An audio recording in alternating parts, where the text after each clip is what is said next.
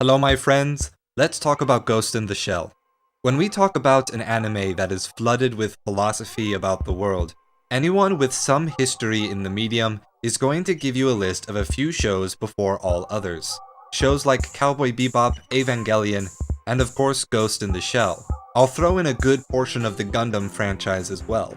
Yes, there is a temptation to just name whatever shows we loved or the current most popular anime, but objectively, I believe we can all recognize how the classics and certain masterpieces reach these points of a virtue above the level of cool that is almost instantly gratified during every anime season nowadays. I want to attempt at capturing that virtue in the way that I believe I am most able. I am not an artist or an animator, a director, or a scientist, but I am a lifelong student of philosophy, a student of meaning.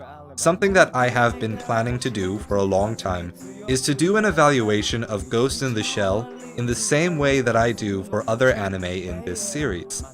Ghost in the Shell, however, has too much depth to it to be condensed into a poppy 10 to 20 minute bite. And I had this crazy idea in the back of my head that was so nuts I didn't actually let myself fully consider it. But I recently had a change. I discovered a podcast called The History of Philosophy Without Any Gaps, a very noble undertaking to neatly catalog and explain every mildly influential philosopher throughout time and within their respective cultures. An unbelievably difficult task to even attempt, and equally inspiring. Thus, the next large chunk of the Philos anime web series will be titled The Philosophy of Ghost in the Shell Without Gaps. So what do I mean when I say without gaps? I don't mean that this channel is going to drop every other series that I have been making. If I switch to only looking at Ghost in the Shell for the months of work this will take, I will drive myself mad. I aim to be fairly consistent with releasing this series, but I care more about doing due justice to each entry in the intellectual property.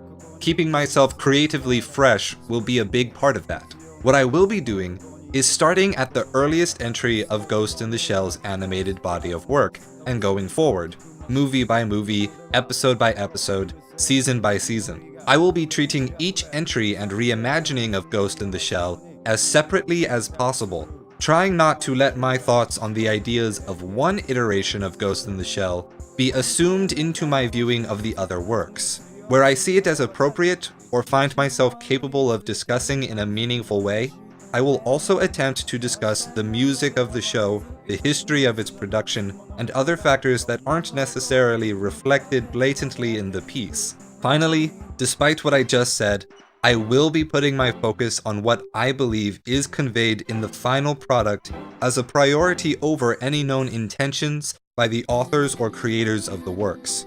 People often seek out creators to give answers on the meaning behind their creations. But if I could expose my own hermeneutical bias, I believe that art takes on its own meaning once an artist is finished with it.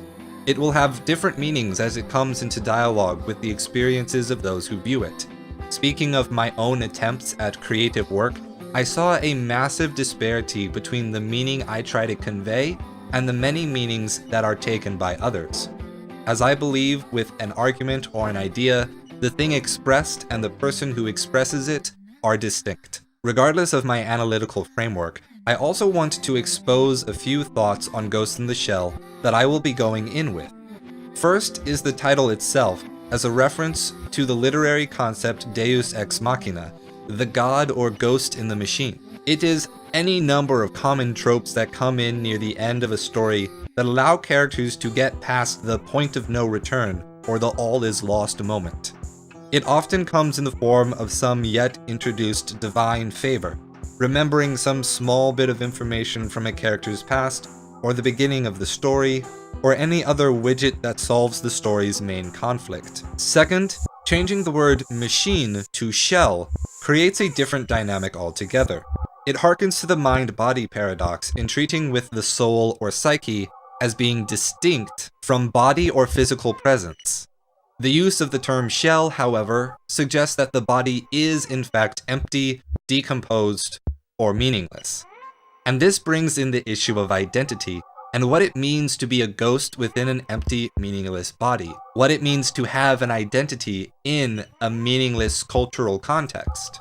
From this perspective, I have always seen Ghost in the Shell and any property bearing the name to present a story such that the underlying or personal conflict of lacking identity in modernity propels a search for a sudden solution, a deus ex machina, that can solve the conflict, but putting that solution firmly in the hands of the machine itself. It is an attempt to solve the lack of identity in modernity through modernity. So now you have a fairly clear picture of the myriad biases and presumptions I will have going into this project. While I don't really strive to be unbiased in this, if you find yourself in my audience, I'd like you to know these biases so that you can better critique me and show me different perspectives with your comments.